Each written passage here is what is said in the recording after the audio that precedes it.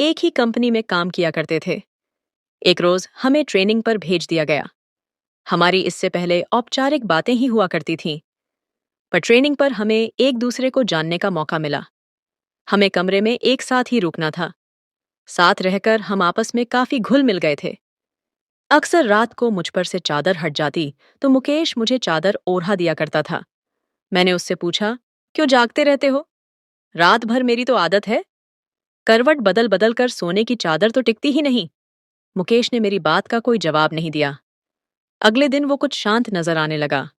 रात को सोते समय मुकेश ने जो मुझे बताया वो न केवल दिलचस्प था, बल्कि कुछ ऐसा था जो मैंने ना तो कभी सुना न ही कभी महसूस किया। ऐसा कम ही देखने को मिलता है। बात केवल विश्वास की रह जाती है। मुकेश ने कहना शुरू किया, आप शायद यकीन ना करें, 2003 का साल था।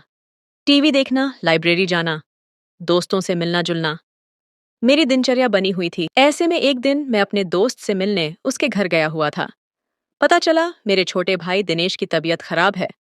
मैं तुरंत घर को निकल, पार के सभी लोग मौजूद हैं, दिनेश जोरों से चीख रहा है, जैसे उसे किसी तरह का दर्द हो रहा हो। उसकी हालत बिल्कुल भी देखने लायक नहीं थी। 3-4 लोग भी मिलकर उसे संभाल नहीं पा रहे थे। पिताजी ने कहा, इसे तुरंत डॉक्टर के पास ले चलते हैं। पर माँ ने मुझे चुप रहने का इशारा किया। दिनेश चीखता और बेहोश हो जाता। दिनेश की चीखें अब भयानक होने लगी थी। कोई उसका सर दबा रहा था, कोई उसकी छाती मल रहा था। नानी ने कहा, इसे पूजा घर में ले चलो। इतना सुनते ही दिनेश जोरों से चीखा।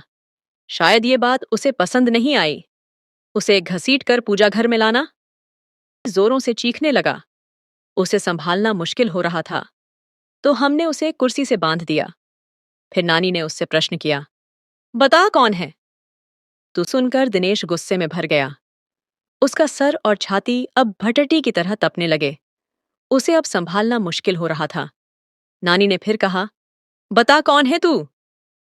इस बार दिनेश ने गुस्से में अपने दांत पीस लिए। उन दांतों को किटकिटाने की आवाज मेरे कानों में दर्द करने लगी थी। आखिर में उसने अपनी जबान बाहर निकाली, जो काली पड़ी डीडीए चुकी थी। यकीन नहीं हो रहा था किसी इंसान की जबान खींचकर इतनी लंबी हो सकती है। नानी ने फिर अपनी बात को दोहराया, बता कौन है तू, कहाँ से आया है? इस बच्चे ने तेरा क्या बिगाड़ा है? जहां से भी तुम आए हो वहीं लौट जाओ, बदले में जो कुछ भी मांगोगे हम तुम्हें देंगे। लेकिन इस बच्चे को छुड़ दो। दिनेश ने अपना आपा खो दिया।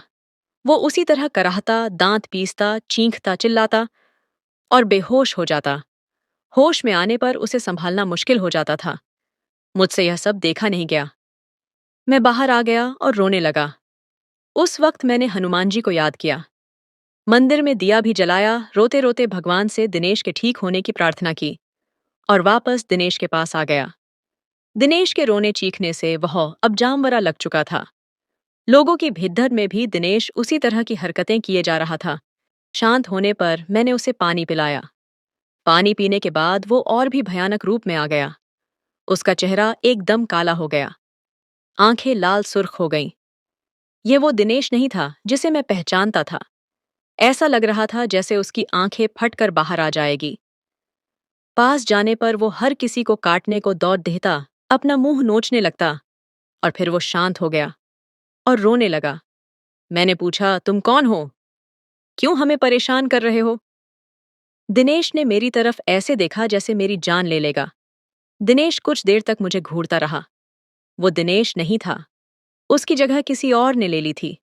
सबको बारी बारी घूरने के बाद उसकी आंखें अपने कोटर में गोल गोल घूमने लगीं। ऐसा नजारा जीवन में पहली बार ही देख रहा था।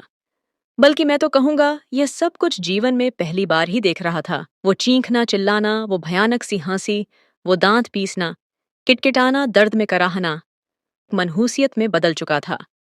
फिर दिनेश ने एक लंबी सांस खींची और छोड़ दी। उसकी सांस की दुर्गंध इतनी थी, सब अपना मुंह कर घर से बाहर निकल गए। और वो पागलों की तरह हंसा। वापस अंदर जाने पर दिनेश फिर सभी को घूरने लगा। हमने वापस उससे पूछा, कौन हो तुम? फिर वो एक औरत की आवाज में बोला, मैं शाहडोल की हुएन में हूं, तंत्रा। इसने मुझे जगा दिया है। मैं इसे नहीं छोड़ूंगी। इसे अपने साथ लेकर जाऊंगी। और हंसने लगी। हमने कहा, जो तुम मांगोगी हम तुम्हें देंगे। तो दुष्ट आत्मा अब अपने पूरे रूप में आ गई और बोली, मुझे एक मटकी 4 नारियल चुनरी सिंगार का पूरा सामान लाकर दो, तो मैं चली जाऊंगी, नहीं तो इसे अपने साथ ही लेकर जाऊंगी। जल्दी करो, दफा हो जाओ, ये सामान लेकर ही आना, वरना इस बार जाऊंगी। और हंसने लगी। हम सबके चेहरे पीले पड़ी और मैं तेजी से बाजार की तरफ निकले। रास्ते में माँ रोने लगी तो मैंने उन्हें दिलासा दी, सब ठीक हो जाएगा माँ। माँ बोली, कुछ भी ठीक नहीं होने वाला। मुकेश, मैंने तुझे बताया नहीं? इसने जब अपना पहला असर दिखाया था तब दिनेश को क्या हुआ? हम समझ ही नहीं पाए थे। दिनेश के साथियों ने हमें बताया। उस दिन दिनेश के ऑफिस में मीटिंग थी। सब आपस में हंस बोल रहे थे। सब कुछ ठीक था कि अचानक दिनेश की तबीयत बिगड़ने लगी। दिनेश ने सामने रखा, गिलास उठाया और पानी पिया। पानी पीते ही दिनेश बेहोश हो गया। उसके साथी चौंक गए। 2 लोगों ने मिलकर उसे टेबल पर लिटाया। उस समय उसकी आंखों से आंसू बह रहे थे। वो अपनी साथियों से कुछ कहना चाह रहा था, लेकिन उसके मुंह से एक शब्द भी नहीं निकल पा रहा था। उसके साथी उसे हॉस्पिटल ले गए। हमें जैसे ही सूचना मिली, हम सभी वहां पहुंच गए। कुछ देर बाद दिनेश ठीक हो गया। क्या हुआ? उसे खुद भी कुछ मालूम नहीं था। उसे इतना याद था कि वो बेहोश हो गया था। उसके बाद कभी ऐसा कुछ नहीं हुआ जिससे कोई परेशानी हो। तुम ठीक कह रही हो, मौ। उसके बाद भी कुछ हुआ जरूर था। क्या मतलब? मौ बोली, मतलब ये, माँ, पिछली बार जब मैं था, उस रात मैं कमरे में सो रहा था। रात के 3 बजे का समय था। कमरे की खिड़की खुली हुई थी और उससे तेज हवा कमरे में आ रही थी। उस हवा के शोर से मेरी आंख खुली। मैंने देखा एक साया मेरे पास खड़ा था। ध्यान से देखने पर भी मैं उसका चेहरा न देख पाया। उसके चेहरे पर काले के अलावा कुछ न था। उसका शरीर धुएं जैसा था। अचानक वो साया बादल की तरह तैरता मेरे पास आने लगा और अपनी चादर में मैंने अपने आप को समेट लिया। वापस देखा तो वो साया वहां नहीं था। इसे अपना वहम मानकर मैं भूल चुका था, पर अब दिनेश के हालात देखकर लगता है कुछ तो जरूर हुआ है। मौ इसके बाद मैं मटकी लेने चला गया और माँ सिंगार के लिए सामान खरीदने लगी। मुझे दुकानें बंद मिली तो मैं सीधे कुम्हार के घर चला गया।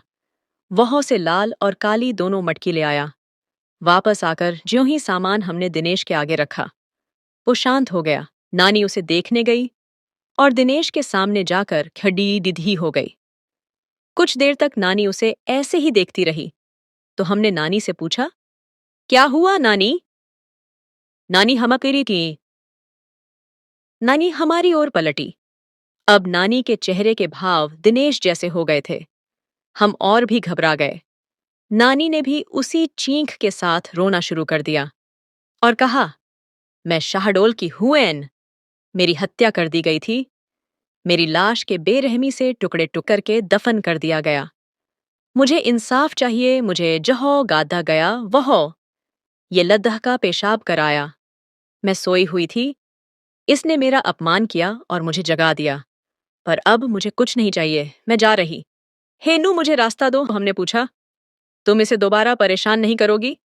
वो बोली, नहीं, इसने मेरा अपमान किया जिसकी सजा मैंने दे दी। अब मुझे जाने दो। और नानी बेहोश होकर गिर गई। हमने नानी को संभाला। इतनी देर में दिनेश भी सामान्य हो चुका था। हमने दिनेश को भी कुर्सी से खोल दिया। फिर कुछ दिन और बीते। दिनेश को काम के लिए भोपाल जाना। दिनेश और ऑफिस के कुछ लोग आए। होटल में रुके। होटल में आधी रात को लोगों ने शिकायत की। वह कमरे से रोने की आवाजें आ रही हैं। होटल कर्मी ने जाकर देखा तो वो आवाजें दिनेश के कमरे से आ रही थीं। कमरा अंदर से बंद था तो होटल कर्मी ने दूसरी चाबी से कमरे का दरवाजा खोला। सामने दिनेश था, होटल की चादर में पूरा लिपटा हुआ और जमीन से 2 फुट ऊपर हवा में उसका शरीर तैर रहा था। उसके मुंह से अजीब अजीब आवाजें आ रही थीं। इस भयानक नजारे को देखकर उन लोगों के दिल दहल गए। कुछ लोग तो भाग खड़े हुए। बाकी लोगों ने दिनेश को पकड़ दिया तो वो चीख पड़दा और चिल्लाने लगा।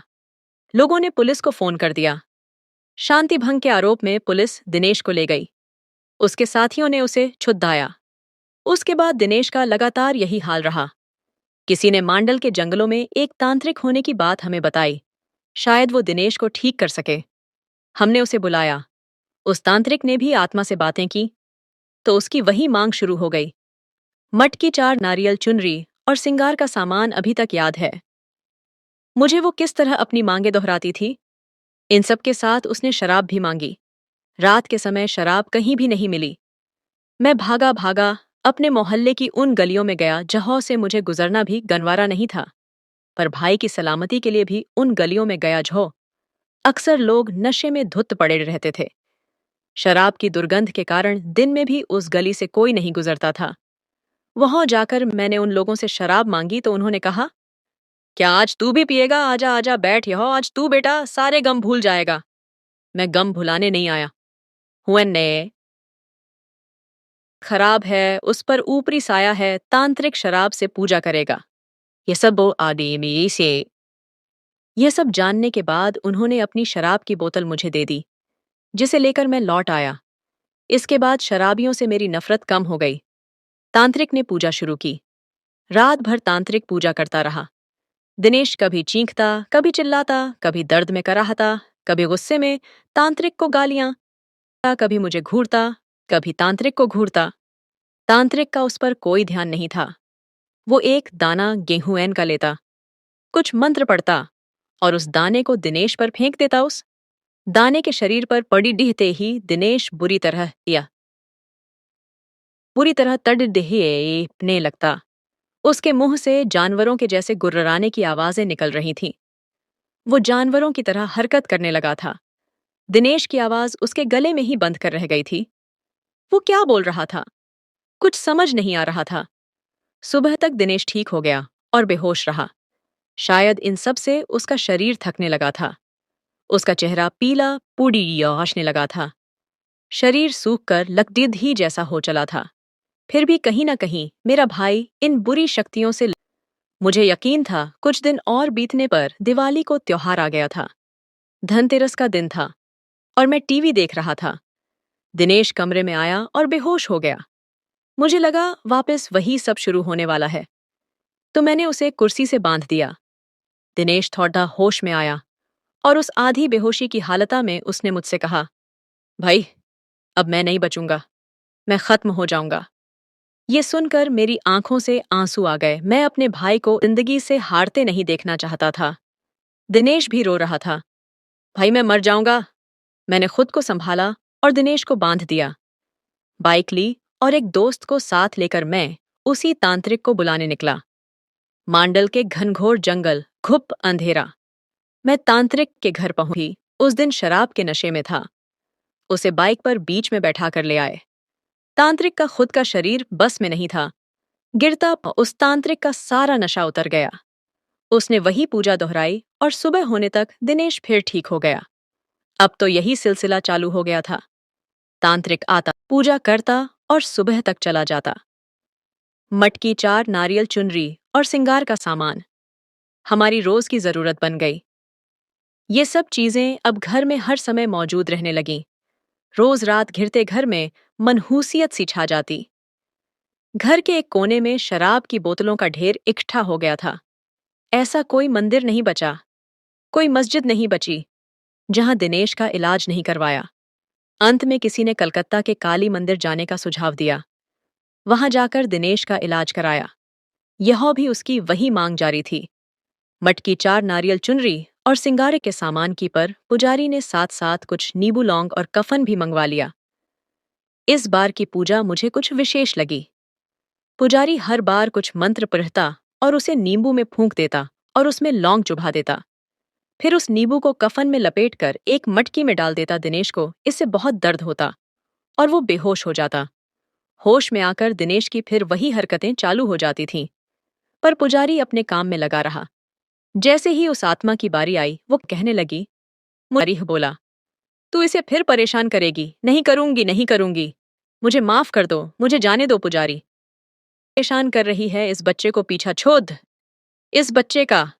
वापस जा, लौट जा, जहां से भी तू आई है। पुजारी ने ऐसा 8 से 10 बार किया और तंत्रा को भी उसने कैद कर लिया। अंत में पुजारी ने वो मटकी हमें दी और कहा, इस बच्चे के अंदर दुष्ट आत्माओं ने डेरा जमा लिया था। सारी आत्माओं को इस मटकी में कैद कर दिया है। इसे ले जाकर शमशान में गाड़ दो और ध्यान रहे नंगे पैर ही जाना, हम उस मटकी को शमशान ताज्जुब तो यह था, पूरा रास्ता जंगल होकर गुजरता था। रास्ते में नंगे पैरों पर एक भी कांटा ना चुभा। ऐसा लग रहा था जैसे रुई पर चलकर हम उस जगह तक पहुंचे थे। इसके बाद दिनेश ठीक तो हो गया, पर काफी कमजोर हो चला था। केवल खाने और दवाइयों के लिए ही बिस्तर से उठ पाता था। इस वाकये के बाद मेरा उन चीजों पर भी विश्वास हो गया जिन्हें मैं पहले नहीं मानता था। 5 सालों तक इस मुसीबत को झेलने के बाद हमारी माली हालत खराब हो गई थी। सर पर कर्जा हो गया था। धीरे धीरे हम भाइयों ने वो कर्जा भी चुका दिया। हम कई और दिनों तक दिनेश की देखभाल में रात भर जागते थे। मैं उसके खाने का समय पर दवाइयों का ध्यान रखता था। रात में उठ उठकर मैं देखता था दिनेश सो रहा है या नहीं। उसकी चादर ठीक कर देता था ताकि वो आराम से सो सके। आज भी मेरी यही आदत है। बस यही बात थी। ऐसा कहकर मुकेश चुप हो गया। इस कहानी को ध्यान से सुनने के बाद अंत में मैंने मुकेश से कहा, बेशक यह कहानी किसी के लिए बेमिसाल हो या ना हो, लेकिन तुम दोनों भाइयों का आपसी प्यार बेमिसाल है।